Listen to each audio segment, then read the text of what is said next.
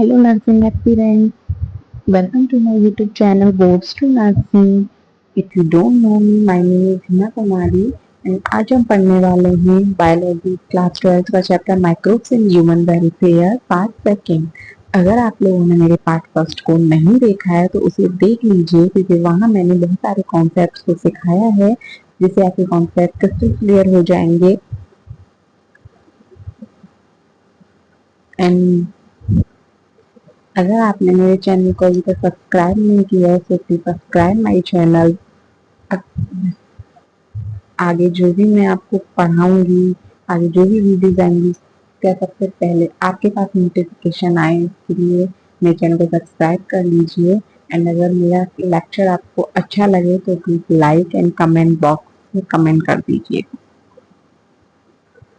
Last video में मैंने आपसे क्वेश्चन पूछा था wine and beer, whisky, brandy and rum, इनमें से कौन सा डिस्टिलेशन से बनता है और कौन सा विदाउट डिस्टिलेशन के साथ बनता है। मैं आपको उसका आंसर देने वाली हूँ। जितने बच्चों को ये आंसर आता था उनको बहुत अच्छी बात है कि उन्हें पता था, जिन्हें नहीं पता है वो अब जान लीजिए। वाइन एंड बियर हमारे विदाउट डिस्टिलेशन के बनते हैं, इसलिए इसमें अल्कोहल लेवल कम होता है, जैसा कि मैंने आपको लास्ट वीडियो में बताया था। विस्की एंड ब्रांडी एंड रम ये डिस्टिलेशन के साथ बनते हैं, इसलिए इनका अल्कोहल लेवल ज्यादा होता है। So let's start the today's topic, micro scale production of biogas. Okay, so biogas के प्रोडक्शन में माइक्रोब किस तरीके से हेल्प करते हैं आज हम वो पढ़ेंगे। Biogas, a mixture of gases, primarily methane, produced by the anaerobic decomposition of organic matter, methanisms, methanobacterium। मतलब बायोगैस का प्रोडक्शन जो होता है वो एक एनारोबिक बैक्टीरिया से होता है, जो कि यहाँ मैंने लिखा है। वो एनारोबिक बैक्टीरिया जो होते हैं वो ऑर्गेनिक मैटर का डिकम्पोजिशन जब कर देते हैं, जो कि डिकम्पोजिशन होता है मेथेनोजेंस के द्वारा, तो उसके बाद बायोगैस का प्रोडक्शन होता है, वो बायोगैस प्रोड्यूस होता है एनारोबिक बैक्टीरिया से। अगर आपसे पूछा जाए कि एनारोबिक बैक्टीरिया मतलब ये मेथेनोजन जो है ये कहाँ पाया जाता है, ये रूमिनेंट कैटल में प्रेजेंट होता है। ये एक मेथेनोबैक्टीरिया होता है। ओके, बायोगैस का ये प्रोडक्शन करवाने में हेल्प करता है। Methanogens digest the organic matter anaerobically producing biogas which can be useful as fuel। Methanogen का जब हम मतलब मिथेनोजन जो है वो ऑर्गेनिक मैटर का डाइजेस्ट कर देता है एनारोबिकली, मतलब विदाउट ऑक्सीजन के, तो वो बायोगैस प्रोड्यूस करता है और फिर उसका यूज हम फ्यूल के तरह यूज करते हैं। बायोगैस का यूज हम कुकिंग एंड लाइटिंग के लिए यूज करते हैं। ये भी इम्पोर्टेंट है। आप अपनी नोटबुक एंड पेन निकाल कर बैठिएगा ताकि जो भी मैं इम्पोर्टेंट बोलूँ आप उन्हें नोट करते जाना, और आपको इम्पोर्टेंट जो पॉइंट लगे उन्हें भी आप नोट कर लेना ताकि बाद में आपको वो लॉन्ग टाइम तक याद रहे, और जब आप उन्हें भूलो तो आप दोबारा देख करके उन्हें याद कर सको। तो next, gobar gas plant, a common type of biogas plant where cattle dung is the primary substrate. मतलब कुछ बायोगैस के प्लांट होते हैं जो कि हमारी एनसीईआरटी की बुक में दिए हुए हैं, हमें उनका सिर्फ नाम याद रखना है। उनके नाम से क्वेश्चन आता है और उनकी फुल फॉर्म पूछी जाती है। तो मैं आपके लिए लिख दे रही हूँ।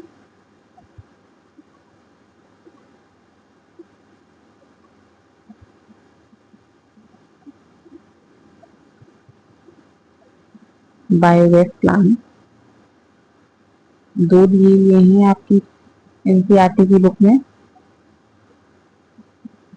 First is IARI and second is KVIC। ठीक, इसकी फुल फॉर्म है इंडियन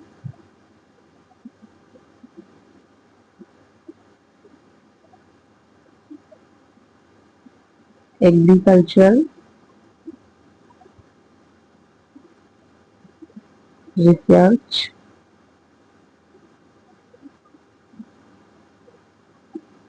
इंस्टीट्यूट। ओके,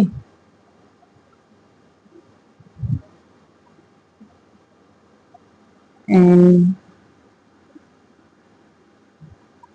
KYC का फुल फॉर्म है खादी एंड विलेज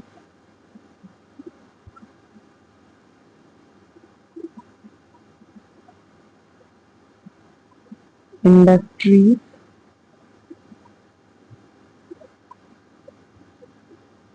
कमीशन। यहाँ पर आपके इनकी फुल फॉर्म से रिलेटेड भी क्वेश्चन पूछा जाता है और वैसे इतना इम्पोर्टेंट भी नहीं है। ओके,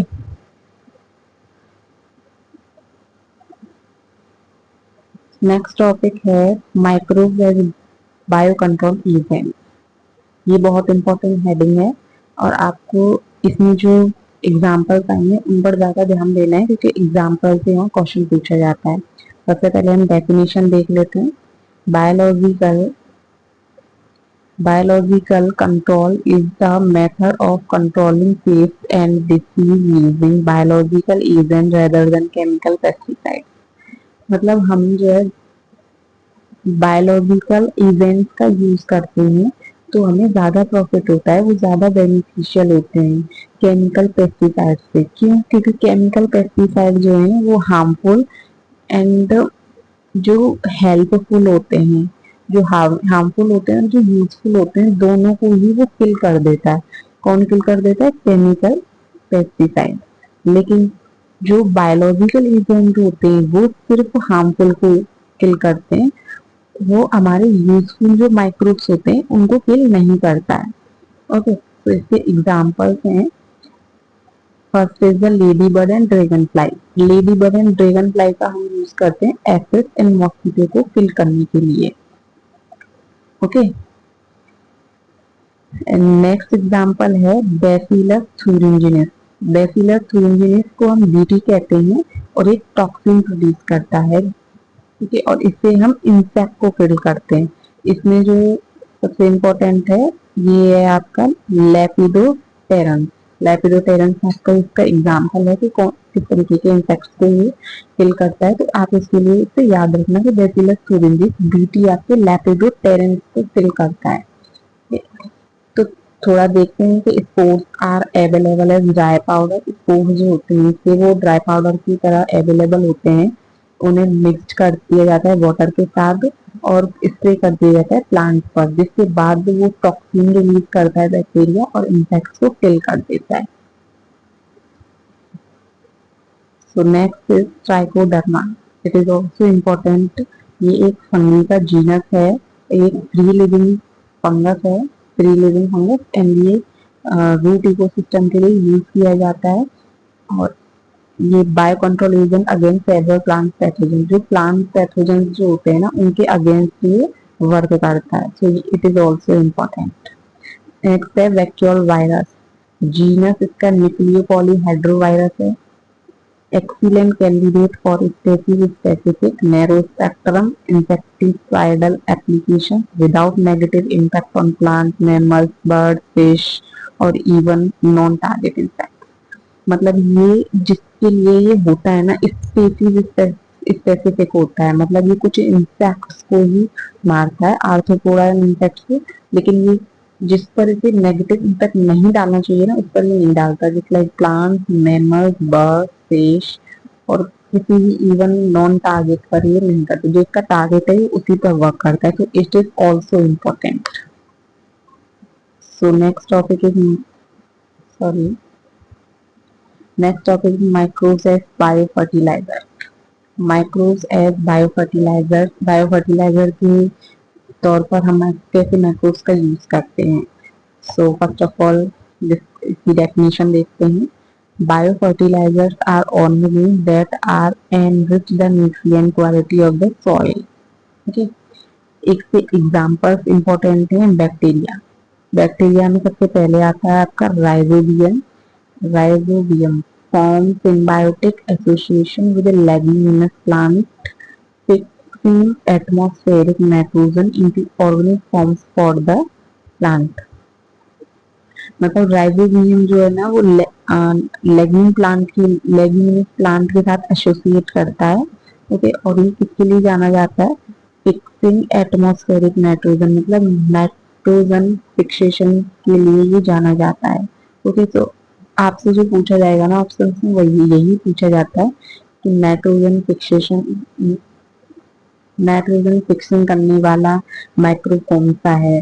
तो उसमें ऑप्शन दिए होंगे, या तो उसमें ऑल ऑफ दीज आने वाला है, या फिर उसमें एक ऑप्शन आएगा, क्योंकि और भी है। नेक्स्ट है एजोटोबैक्टर एंड एजोस्पाइरिलियम। एजोटोबैक्टर एंड एजोस्पाइरिलियम ये दोनों फ्री लिविंग है, बट नाइट्रोजन फिक्सेशन करवाते हैं। ओके, ये सिम्बायोटिक था आपका। राइजोबियम एसोसिएशन करता है लेग्यूमिनस प्लांट के साथ।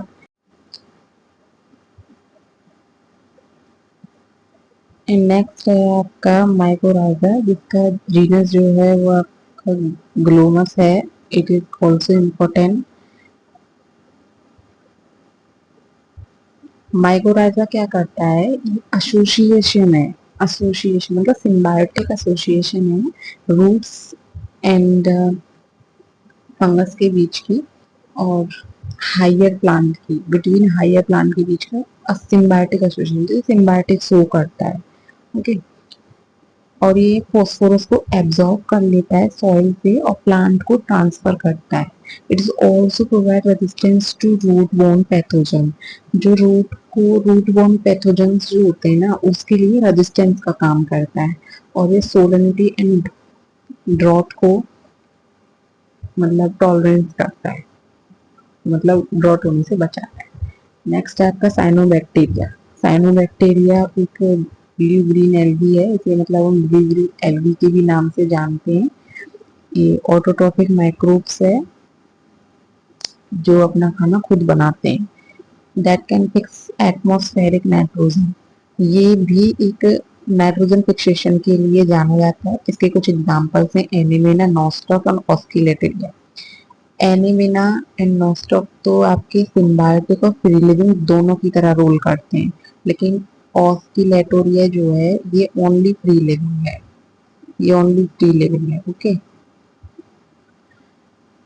दे also add the organic matter to the soil increasing its fertility. ये फर्टिलिटी को भी बढ़ाने का काम करते हैं। इसलिए जो पैडी फील्ड होते हैं ना,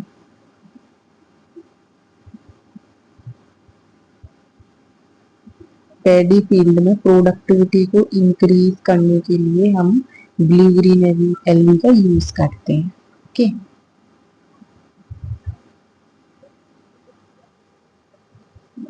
सो आपका चैप्टर ये फिनिश हो चुका है। इसमें बस इतना ही पढ़ना है आपको। ये आपके AIIMS BSc nursing and paramedical के एंट्रेंस एग्जाम के पॉइंट ऑफ व्यू से बहुत इंपॉर्टेंट चैप्टर है। इससे क्वेश्चन आता ही आता है हर साल, इसलिए मैंने सबसे पहले आपको ये चैप्टर कंप्लीट करवाया है, और ये इजी भी है ये चैप्टर।